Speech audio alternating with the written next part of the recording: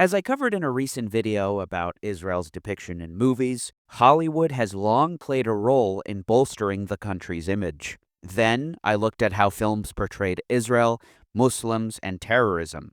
Now I want to shift focus, how Israeli weapons themselves have featured in American movies. This video will focus more specifically on Israeli small arms. They've appeared countless times, with several models becoming legendary in their own right, even more famous through video games and TV shows. On screen, these weapons have helped cement Israel's reputation as both a fearsome adversary and a crucial U.S. ally. Of course, the choice to showcase Israeli-made guns is not about their real-world practicality. It's a creative decision, and one that has left a deep cultural imprint. To American audiences, these brands evoke images of both heroes and gangsters. They make Israeli weapons desirable while massively overstating the country's role in global security.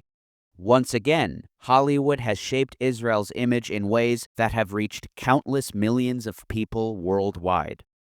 The best place to start is with the obvious choice, the Uzi submachine gun. For a time, it was everywhere in action films, long after the Israeli military itself had moved on from the weapon.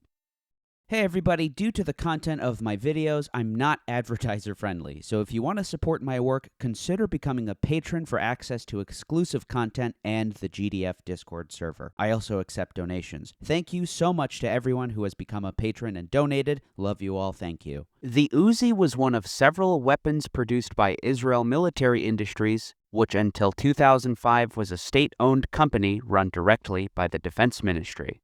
And according to the Internet Movie Firearms Database, which catalogs gun appearances in film and TV, the Uzi's first on-screen appearance came in NBC's 1976 TV movie Raid on Entebbe.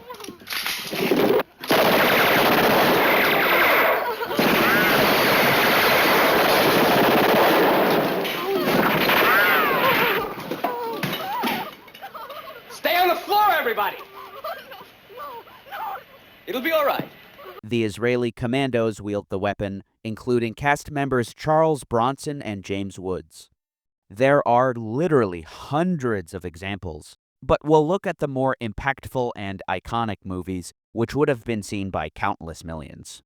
In 1983, Al Pacino as Tony Montana grips an Uzi in Scarface. They're all over the place. Get out of here! Another leading star, Arnold Schwarzenegger, fires an Uzi at his foes in The Terminator the following year.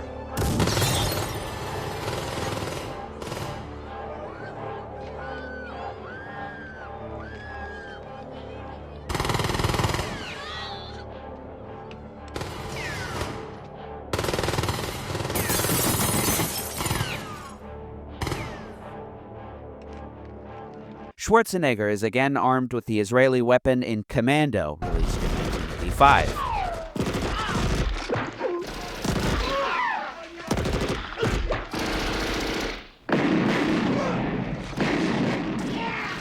Interestingly, this movie was produced by Joel Silver, who produced a movie I spoke about in my last video about Israel and movies, called Executive Decision.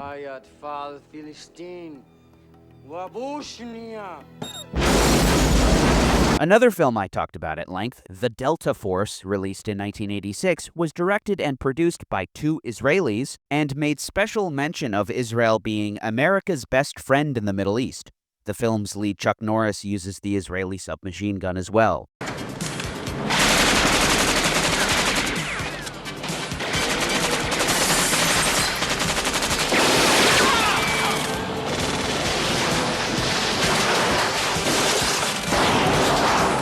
This movie thrilled the Israeli military, according to IDF and Israeli state archives.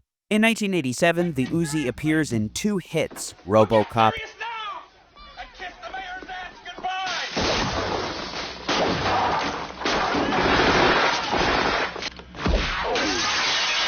and Lethal Weapon.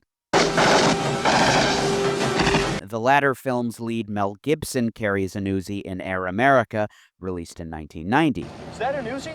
Hey, you know, that would make a great TV commercial, wouldn't it? Excuse me, is that an Uzi?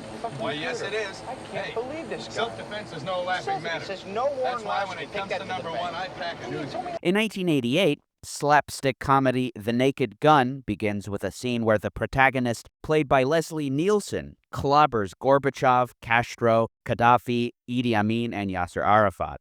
The film also features the Uzi submachine gun. I love you, Jane.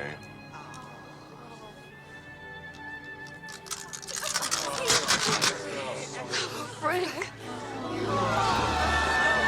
So does The Punisher in 1989. By 1990, Arnold Schwarzenegger, the biggest name in Hollywood action hits, had wielded an Uzi at least 3 times, now in Total Recall. Honey, you wouldn't hurt me, would you, sweetheart?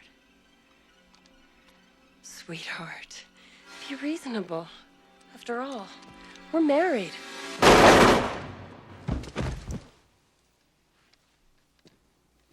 Consider that a divorce. Tremors, starring Kevin Bacon, features the micro Uzi.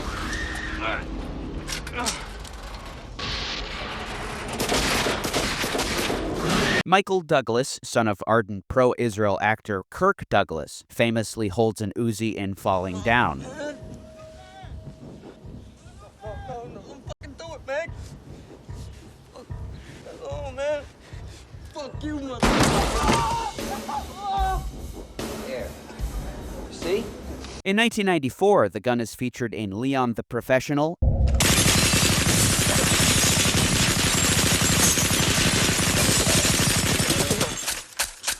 and Clear and Present Danger.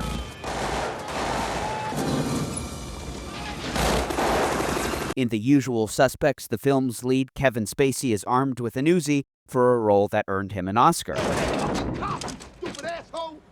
Nicolas Cage sports an Uzi in Face Off with John Travolta.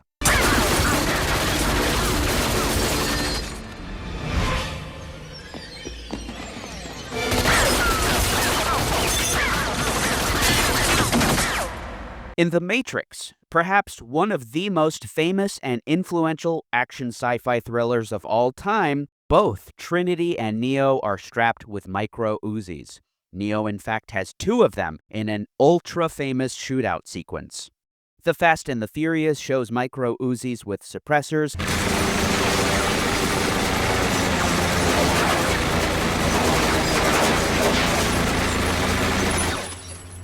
The Matrix Reloaded features the gun.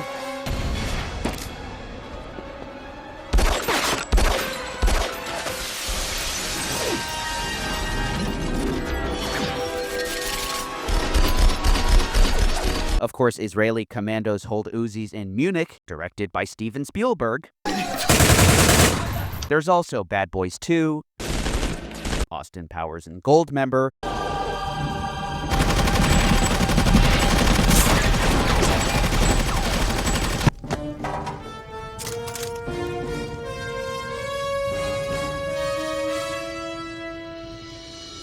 The Punisher,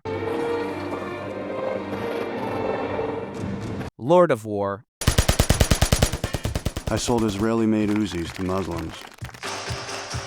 and Sin City. Indeed, Hollywood makes heavy use of the micro Uzi in particular in the 2000s. There's Uzis in Batman Begins, Resident Evil Extinction, Lucky Number 11,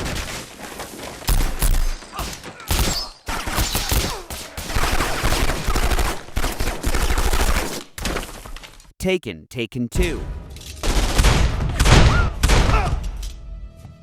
Wanted, The Dark Knight Rises, The Hangover Part 2, Wow, it's so real.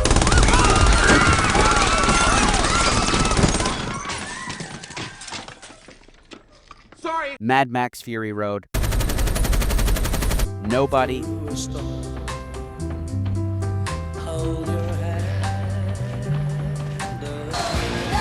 The Batman, You think you could come out?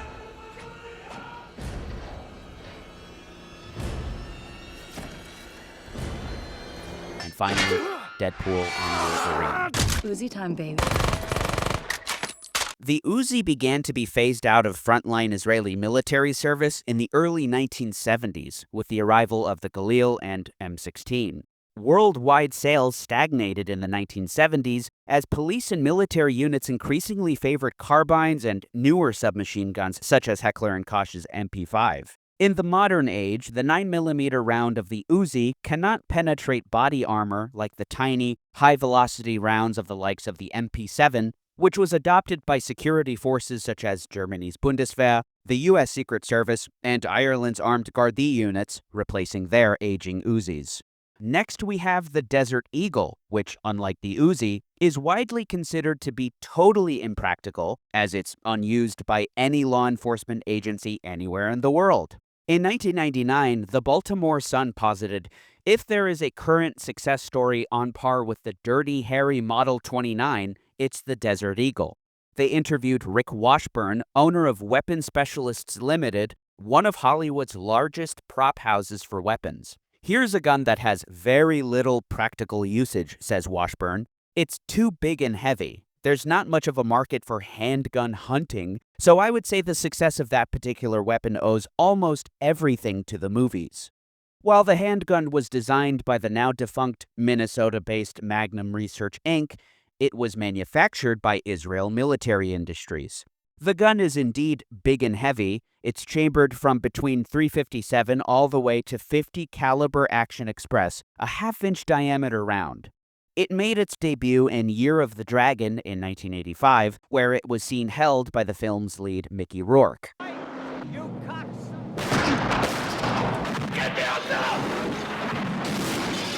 On top of the Uzi, RoboCop also features multiple Desert Eagles, as does RoboCop 2 and 3. Okay, Funzo. Tremors is another film featuring multiple Israeli weapons, as it features the Desert Eagle and the Micro Uzi. A drug dealer is armed with the Desert Eagle in Point Break. I'm coming up right now! Back up! Back up! Hollywood action superstar Arnold Schwarzenegger is armed with a Desert Eagle in A Last Action Hero.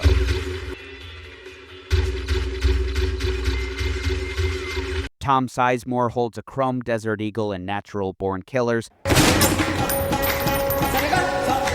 The first Bad Boys features the weapon. Freeze, mother bitches!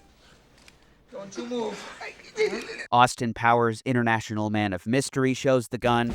Let's lock and load. Right, lads. All right. Method Man holds two Desert Eagles in Belly.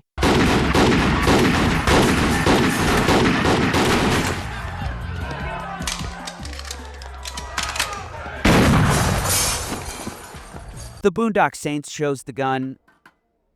The gun is very prominently featured in The Matrix. Legend has it that the Wachowskis, who directed the film, included the guns against the advice of the film's armorer, John Bowring, who called them wanker pistols. The film Snatch is practically an over-the-top advertisement for the gun. The fact that I've got Desert Eagle, .50, written on the side of mine.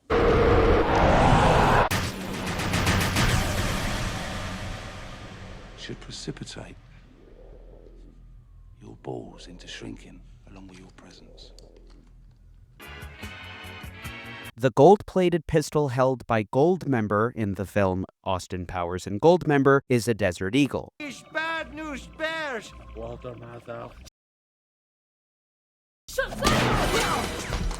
Up yours, job, turkey. Resident Evil Apocalypse shows multiple Desert Eagles.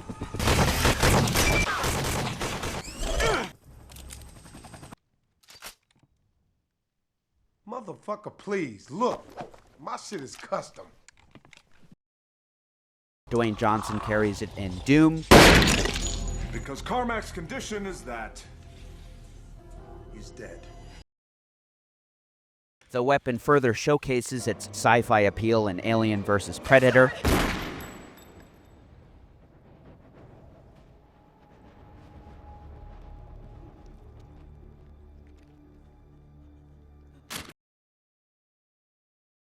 The titular character in Borat sports a Desert Eagle. Wow, wow.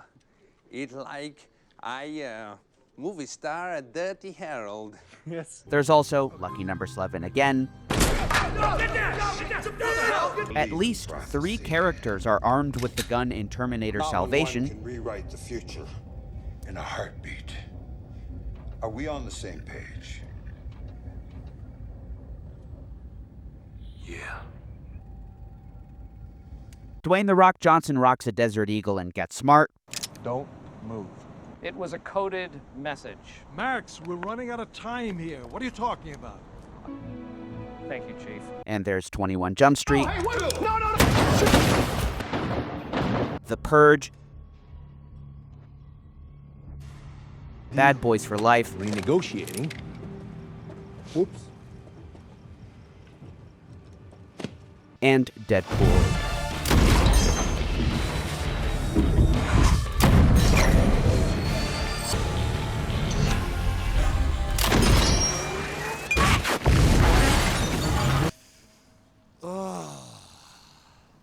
I'm touching myself tonight.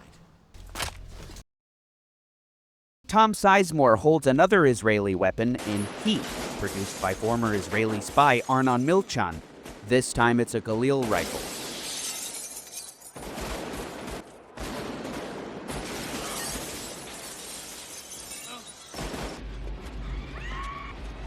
Resident Evil Apocalypse features the rifle. Don't shoot, don't shoot. He's cool. He made a deal with Dr. Doom, same as you. And the 2014 version of RoboCop also features the rifle. There's also The Town, Bad Boys, Taking Two,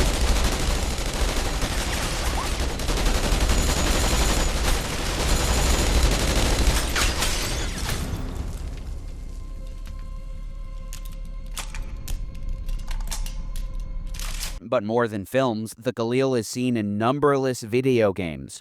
To this day, I encounter people that don't know that this rifle was produced by Israel Military Industries. A couple films appear again and again as showing multiple varieties of Israeli small arms, including the Resident Evil series, which also features the Israeli Tavor rifle,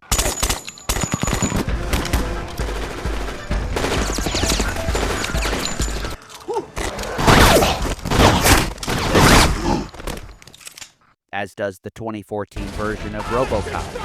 You have to wake up! Alex, can you hear me? These men are here to kill us! They're here to kill us, for Christ's sakes!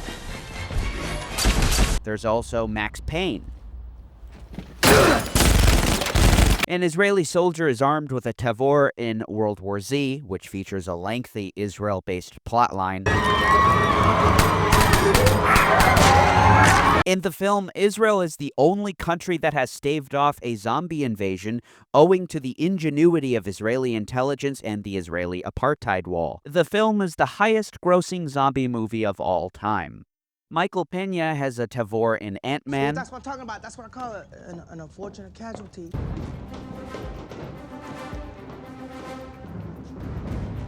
It's shown again in Ant-Man and the Wasp.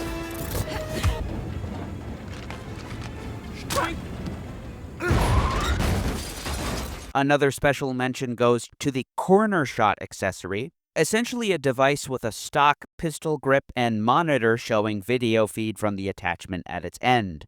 The attachment holds a firearm such as a pistol and a camera. This front assembly can be moved side to side around corners, as demonstrated by Angelina Jolie in Wanted, a film with a strikingly similar plotline to The Matrix.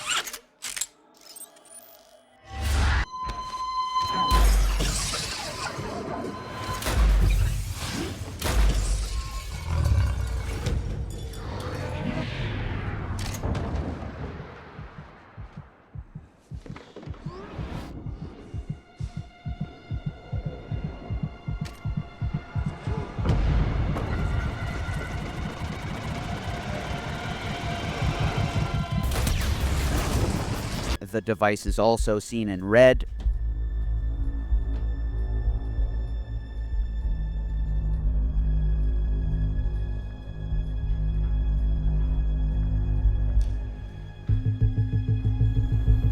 the third Expendables movie, and Gemini Man starring Will Smith.